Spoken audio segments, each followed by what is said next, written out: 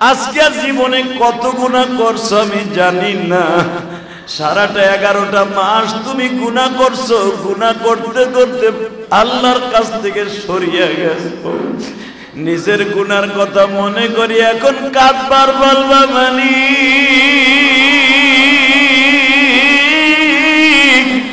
11টা মাস গুনাহ করছি,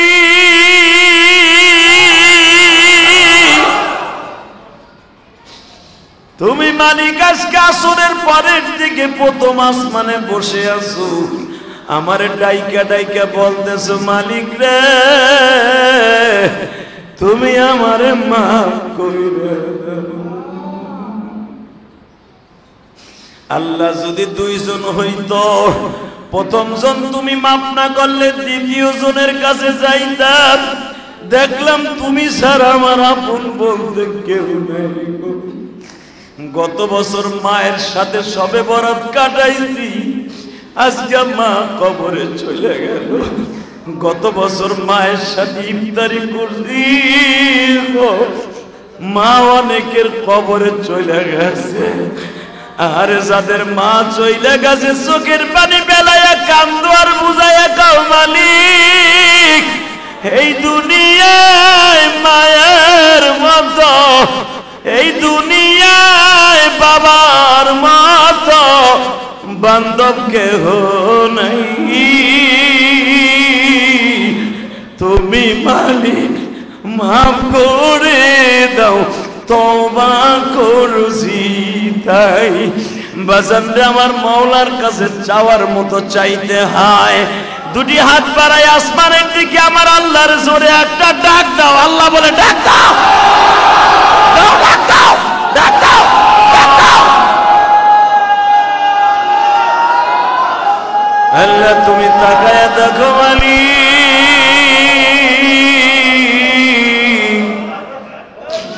কার কাছে গেলে বাবা মাগবের সংবাদ, তুমি কি আমারে মাফ করতে পারো না গো আল্লাহ?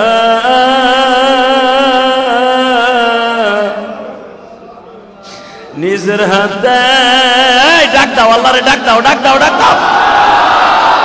নিজের হাতে বান্দা তুমি বানায়া কোনদিন মাফ না করে পারবা না, কোনদিন মাফ না করে পারবা না। আল্লাহ দেখো কিভাবে তোমার ডাকে, আল্লাহ তোমার কেমনে ডাকে দেখো না। নিজের হাতে বান্দা তুমি বানায়া কোনদিন মাফ না করে পারবা না। এই যুবক দে আল্লাহর জোরে একটা ডাক দে, ডাক দে, ডাক দে, ডাক দে। আল্লাহ তুমি তাকায়া দেখো এদের মধ্যে কার জানো মা নাই বাবা নাই গো, কার জানো মা অসুস্থ বাবা অসুস্থ, মালিক গুনার বোঝা মাথায় লইয়া তোমার ডাকে। তুমি যদি ডাক না শোনো কার কাছে যাইয়া ডাক শোনাবো মালিক?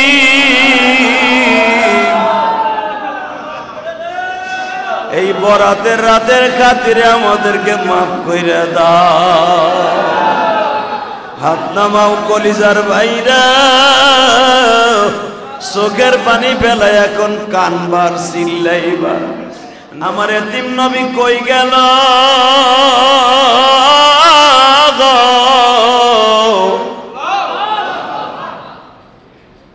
হঠাৎ করে দেখতেছে আমার নবী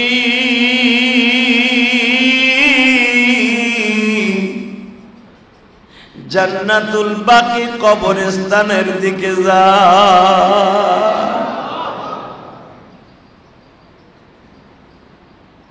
জান্নাতুল বাকি কবরস্থানের থেকে জিয়ারত করে আমার নবী আবার রিটার্ন মসজিদে নববীতে ঢুকলেন।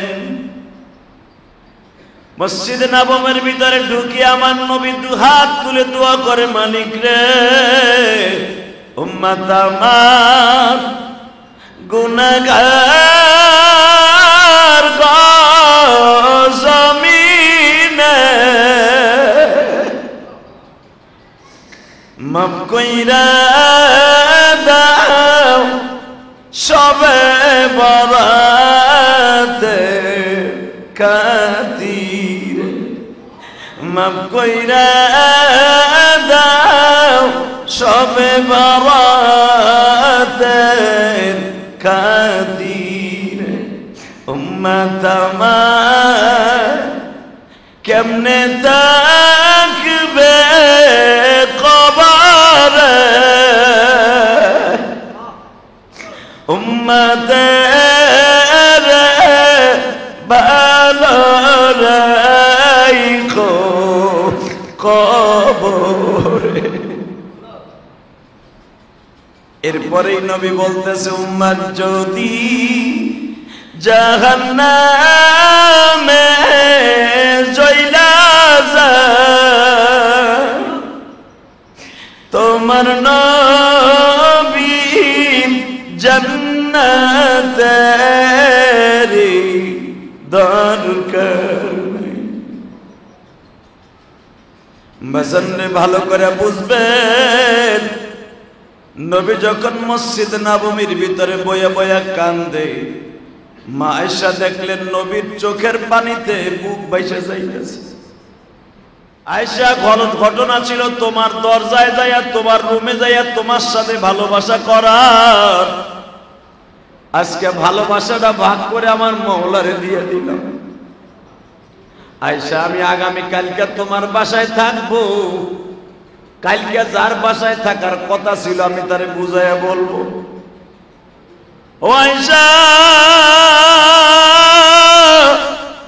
আজকে এমন একটা রজনী রে আয়েশা, আমার আল্লাহ আজকে প্রথম আসমানে বইয়ে রইছে। জোরে জোরে জোরে জোরে। প্রথম আসমানে কুদরতি হাত বাড়ায়া বলতেছে, আলা মিন মুস্তাগফিরিন ফাগফির আলাহ। বান্দার জীবনে কত গুনাহ করছো, রায় আমার দরজাটা ছাড়িস না। আলা মিন মুস্তারজিকিন, বান্দারে তোর ব্যবসা খারাপ, তোর ভালো চাকরি নাই, চাকরির মালিক তোরে না কইরা দিছে। বান্দাই বরাতের রাত্রে আমার দরজাটা ছাড়িস না।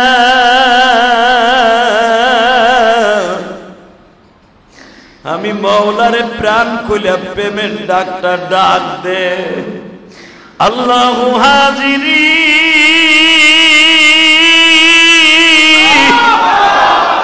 আল্লাহু নাদিরি,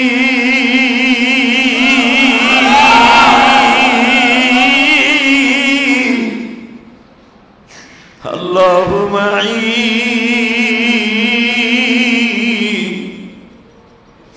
আমার সাথে এই দোয়াটা পড়েন বাবা, এই রাত্রে বেশি বেশি করে এই দোয়াটা পড়বেন। হাসবুনাল্লাহু ওয়া নি'মাল ওয়াকিল, নি'মাল মাওলা ওয়া নি'মান নাসীর। পরাণ খুলে আমার মাওলারে ডাক দিয়ে বলেন, হাসবুনাল্লাহ ওয়া নি'মাল ওয়াকিল,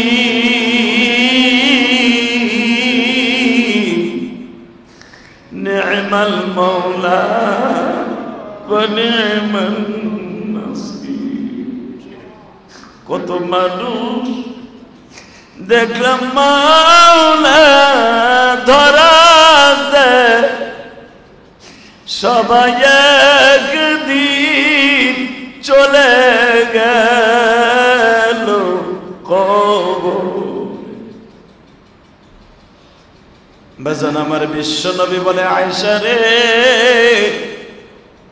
আমি আজকে কবরস্থানে গেছিলাম কবরস্থানওয়ালাদের সাথে প্রেম করার লাগিয়া। আহারে বাজান একটু চোখটা বন্ধ করে দেখো, ডাইনে আমার কেউ নাই, বাম আমার কেউ নাই, সামনে আমার কেউ নাই, পিছনে আমার কেউ নাই, নাই নাই নাই, আছে একমাত্র উনি কে?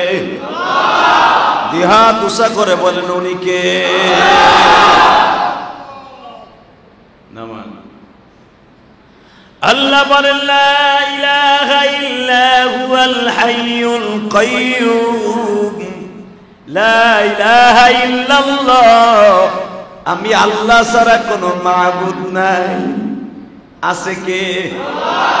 ইল্লাল্লাহ ইল্লাল্লাহ ইল্লাল্লাহ ইল্লাল্লাহ ইল্লাল্লাহ ইল্লাল্লাহ ইল্লাল্লাহ ইল্লাল্লাহ ইল্লাল্লাহ, নাই নাই নাই নাই, আছে কে?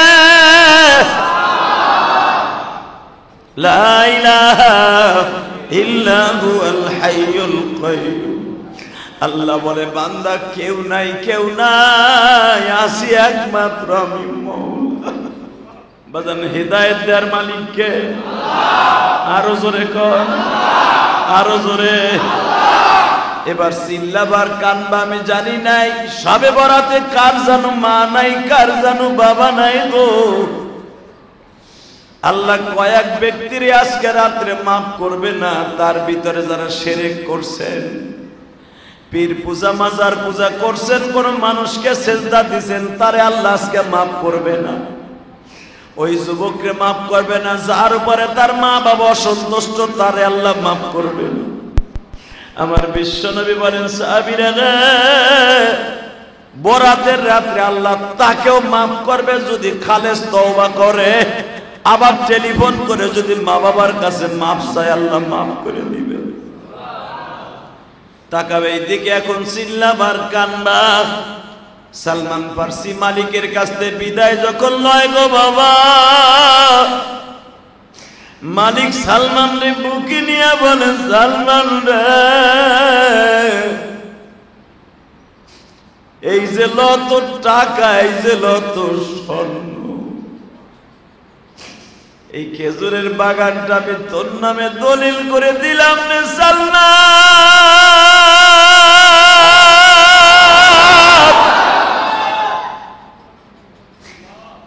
সালমান আসলে আমি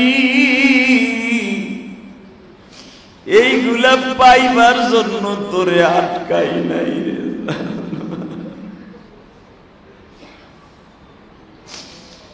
আমার স্বর্ণের অভাব নাই রে সালমান, আমার টাকার অভাব নাই, আমার খেজুর গাছের অভাব নাই রে সালমান। যেই জিনিসটার অভাব ছিল সেইটা পাইয়া গেছি। সালমান তুই শুধু আমারে ক্ষমা করে দিয়া নবীর রওজা, নবীর দপ্তরে লইয়া যা, আমি আমার নবীর মুখের মধ্যে করে দুইটা চুমা দিব। সালমান ফার্সির মালিকের কথা শুনে আশ্চর্য হয়ে গেল। মালিক, তাহলে তুমি এতদিন আমার সাথে অভিনয় করছো? না রে সালমান, আমি দেখলাম নবী মুহাম্মাদের হাতে কিসের মুজিজা আছে। সালমান, আমি তোর মতো গোলাম এই জমিনে আর পাবো না। আমি আমার মাওলার সাক্ষী রেখে আমি কালেমা পড়ে মুসলমান হয়ে গেলাম রে সালমান। তুই যদি এত বছর পর্যন্ত একটা লোককে পাইবার জন্য এত কষ্ট করতে পারস, বাড়ি ছাড়তে পারস, ঘর ছাড়তে পারস, দুনিয়া সব ছাড়তে পারস, আমি কি পারবো না তোর সাথে যাইয়া নবী মুহাম্মাদের সাথে কালেমা পড়ে মুসলমান হইতে রে সালমান ফার্সি?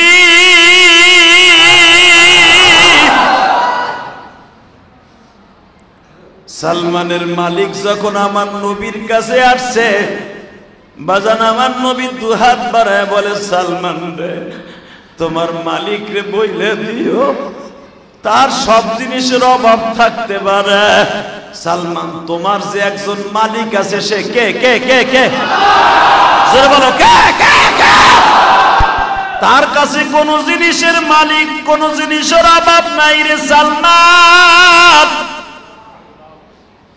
তোমার মালিক রে বইলো আর কি লাগবে এখন তুমি কানবা গো বাবা সালমানের মালিক বলে আমার কিচ্ছু লাগবে না আমি শুধু আপনারই চাই আমি শুধু আপনারই চাই نحمده ونستعينه ونستغفره ونؤمن به ونتوكل عليه ونعوذ بالله من شرور أنفسنا ومن سيئات أعمالنا من يهده الله فلا مضل له ومن يضلل فلا هادي له الذي أرسل رسوله بالهدى ودين الحق ليظهره على الدين كله وكفى بالله شهيدا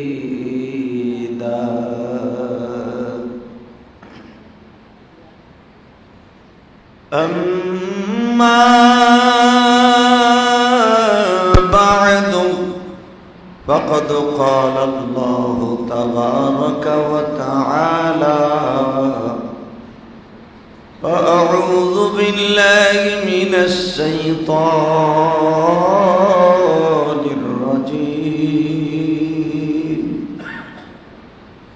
بسم الله الرحمن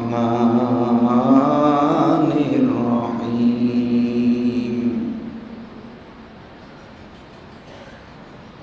يا أيها الذين آمنوا توبوا إلى الله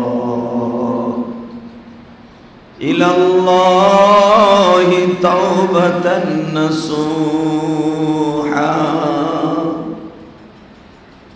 وقال الله تبارك وتعالى أينما تكونوا يدرككم الموت إنا أنزلناه في ليلة مباركة إن الله وملائكته يصلون على النبي يا أيها الذين آمنوا صلوا عليه وسلموا تسليما لا إله إلا الله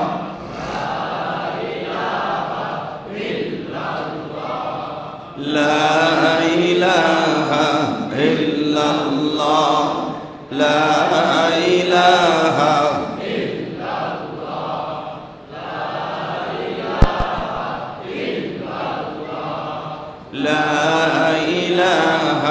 إلا الله لا إله إلا الله لا إله إلا الله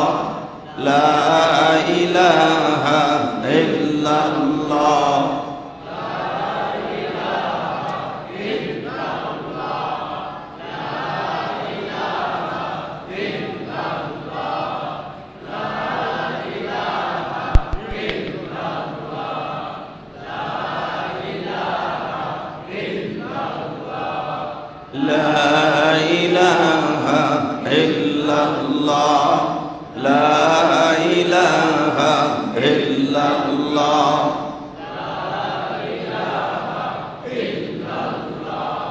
لا إله إلا الله لا إله إلا الله